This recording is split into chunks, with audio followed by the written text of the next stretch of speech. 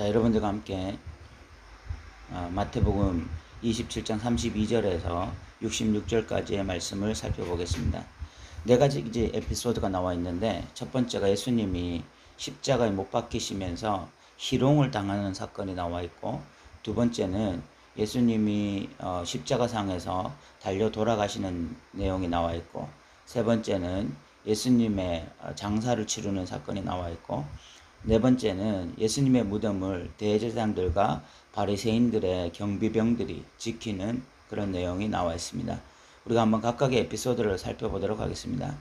32절부터 44절까지는 예수님이 십자가상에 달려서 온갖 모욕과 희롱을 당하는 사건이 나와 있습니다. 예수님이 십자가를 지고 가시는데 밤새도록 신문을 당하시고 또 고문을 당하셨기 때문에 거의 체력이 소진되어서 예수님이 십자가를 제대로 짊어지지 못했습니다. 그때 나가다가 시몬이라는 구레네 사람을 만납니다. 그리고 이 사람에게 억지로 예수님의 십자가를 짊어지게 합니다. 그래서 이 사람이 예수님의 십자가를 억지로 짊어지고 가게 되는데, 놀랍게도 로마서 16장 13절에 보면 이런 말씀이 있습니다.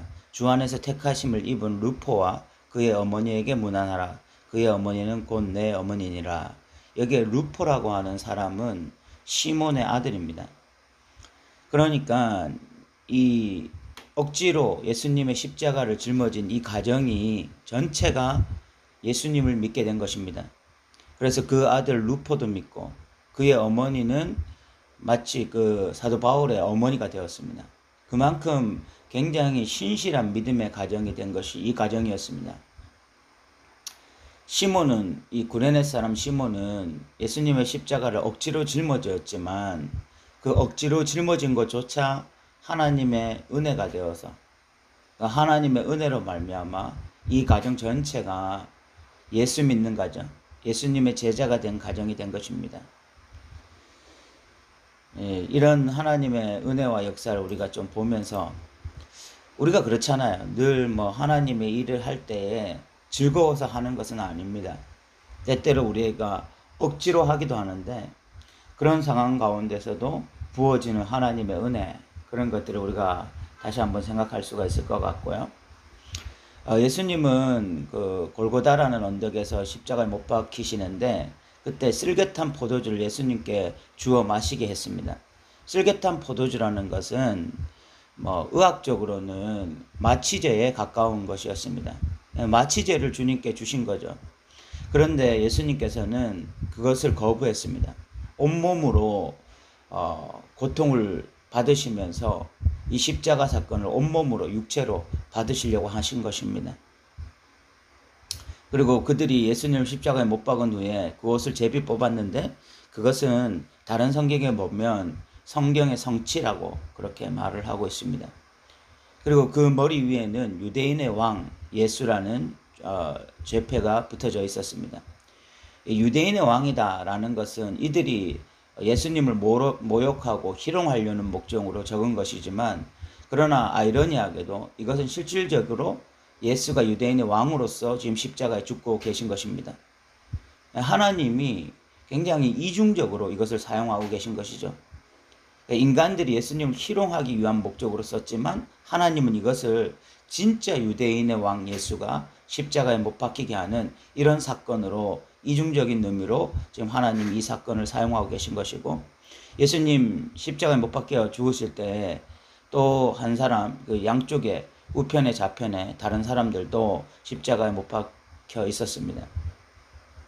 39절부터 44절까지 이제 예수님에 대한 모욕과 희롱이 나오는데, 지나가는 자들이 자기 머리를 흔들면서 예수를 모욕합니다. 그리고 성전을 헐고 사흘에 짓는 자여, 내가 만일 하나님의 아들이거든 자기를 구원하고 십자가에서 내려오라, 이렇게 예수님을 모욕합니다. 그리고 대제사장들과 서기관과 장로들도 함께 희롱하면서, 그가 남은 구원했을 때 자기는 구원할 수 없도다. 만약에 너가 이스라엘의 왕이라면 지금 십자가에서 내려오라. 그럼 우리가 믿겠다. 이렇게 예수님에게 모욕과 이런 희롱을 하는데, 제가 만약에 예수님이라면, 제가 만약에 십자가에 달려 있다면 저에게 능력이 있잖아요. 예수님에게는 능력이 있잖아요. 양쪽에 못 박힌 이 그 못을 빼내고 내려오셔서 하나님의 아들이심을 바로 증명했을 것 같습니다. 저같이 자존심이 강하고 어떤 저의 자존심이 무너지는 거, 또 저를 이렇게 멸시한다고 생각하는 거, 이런 거에 대해서 견딜 수 없는 사람은 참 이 못을 빼내고 내려와서 하나님의 아들됨을 바로 증명했을 것 같습니다. 정말 참기 힘든 모욕이고 희롱입니다. 그리고 하나님의 아들이신 예수님은 능력이 있잖아요. 십자가에 못 박혀 계시지만 능력으로 드러내시면 되잖아요.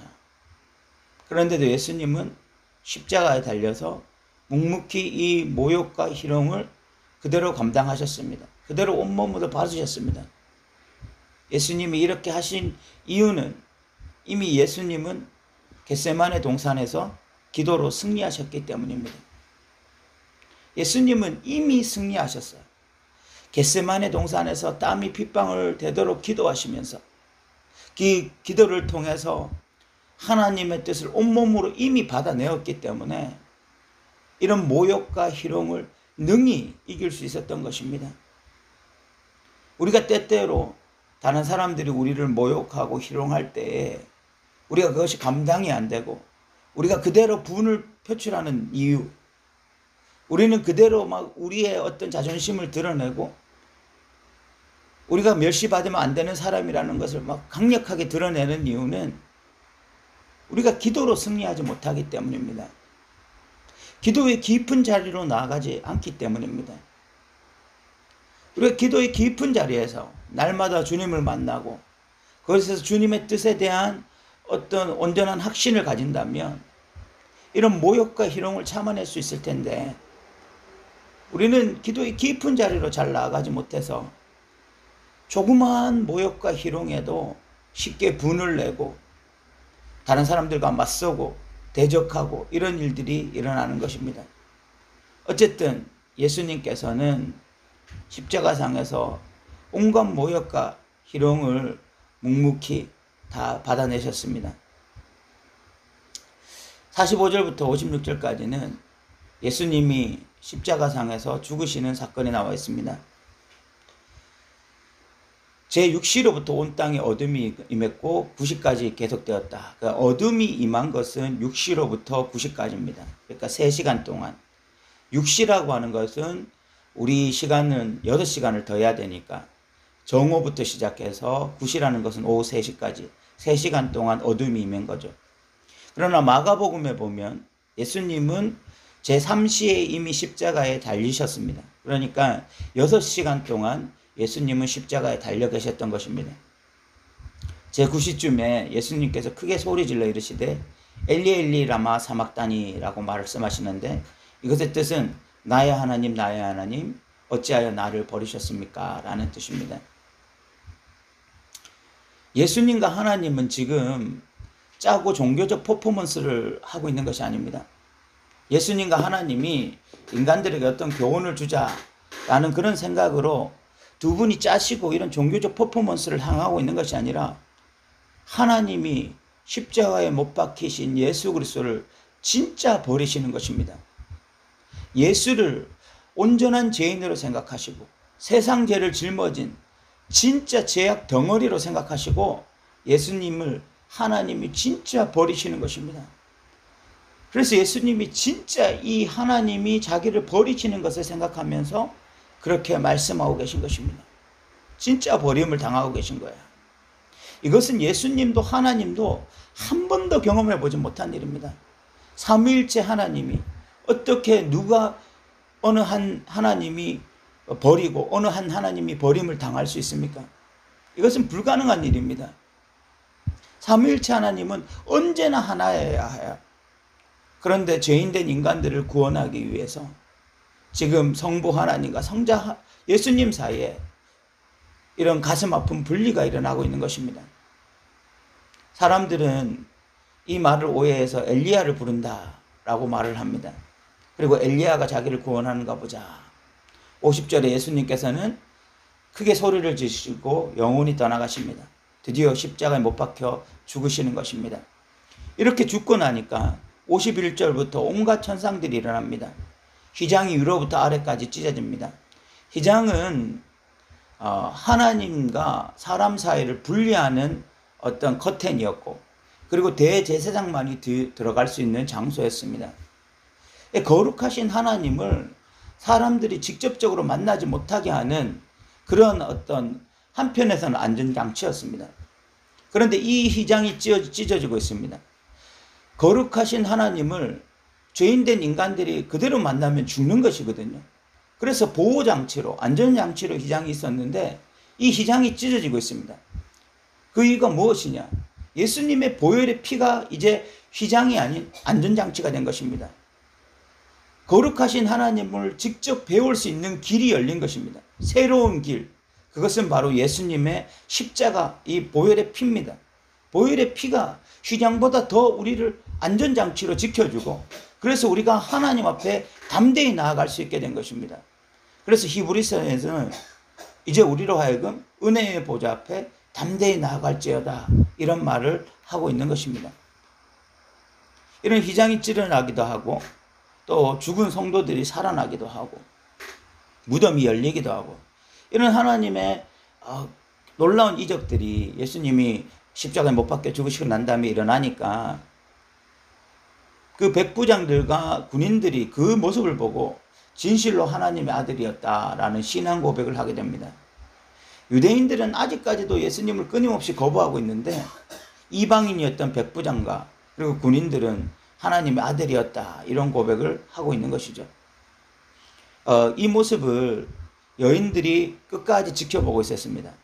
그 중에는 막달라 마리아가 있었고, 또 야고보와 요셉의 어머니 마리아가 있었고, 또 세베대의 아들들의 어머니도 있었습니다. 이 여인들이 처음부터 끝까지 예수님의 죽으심과 부활의 첫 증인들이 되는 것입니다. 이 여인들이 자리를 떠나지 아니하고 이런 일련의 모든 과정들을 지켜보므로 예수님의 어떤 이 십자가상의 증인이 된 것이죠.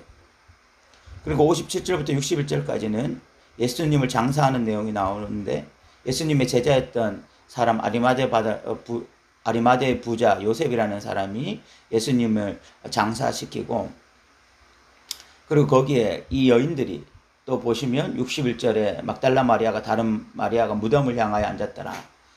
계속 이 십자가의 죽으심, 장사 지냄 이런 것들을 이 여인들이 계속해서 지켜봄으로써 예수님의 이 모든 사건의 증인이 되는 것이죠. 62절부터 66절까지는 대제사장들과 바리새인들이 예수님이 십자가에 못 박히고 난 다음에 제자들이 3일 만에 살아나리라 한 것을 기억해서 이 빌라도에게 가서 좀 우리로 하여금 이 무덤을 지키게 해달라, 이런 부탁을 하는 내용이 나와 있습니다. 이 사람들이 얼마나 종교적으로 죽었으면, 종교적으로 이렇게 죽었고 영적으로 죽은 사람들이면 이렇게까지 요구할 수 있을까? 대제사장이라는 것은 가장 가까이에서 하나님을 대면하던 사람이고, 그리고 백성의 어떤 영적 대표자가 대제사장이잖아요. 바리새인들 역시 종교 지도자들이고. 그런데 이런 자들이 영적으로 완전히 죽어 있어서 그 예수님의 무덤을 지키겠다, 하나님과 정반대편에 서 있는 자들이 이들이었던 것입니다. 그래서 이제 무덤을 지키게 되어지죠. 이 사람들이 얼마나 회칠한 무덤이 되었고 죽은 종교인들인지를 우리가 너무 잘 이것을 통해서 확인할 수가 있습니다. 오늘 우리는 예수님이 십자가상에 달려서 모욕받으시는 사건, 그리고 십자가상에서 죽으시는 사건, 그리고 장사 지내는 사건, 또 무덤을 바리새인들과 대제사장이 지키는 사건들을 살펴봤는데, 예수님은 이런 모든 사건들을 온몸으로 다 받아내셨습니다.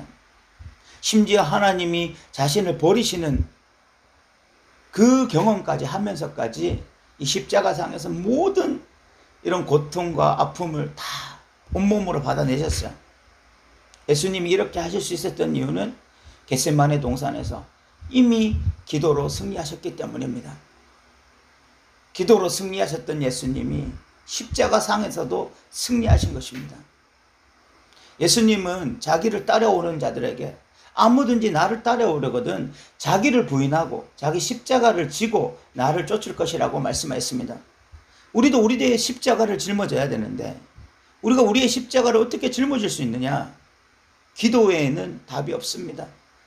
예수님이 겟세마네 기도 동산에서 하나님께 간절히 기도함으로 이 현실적인 십자가상에서 승리하셨던 것처럼 우리도 기도의 자리에서 하나님 앞에서 간절히 기도하고 나의 뜻이 아니라 하나님의 뜻이 이루어지기를 간절히 기도함으로 우리의 현실에서 일어나는 여러 가지 일들에 대해서 믿음으로 온전히 반응하는 저와 여러분 되시기를 바랍니다. 오늘도 들어주셔서 감사합니다.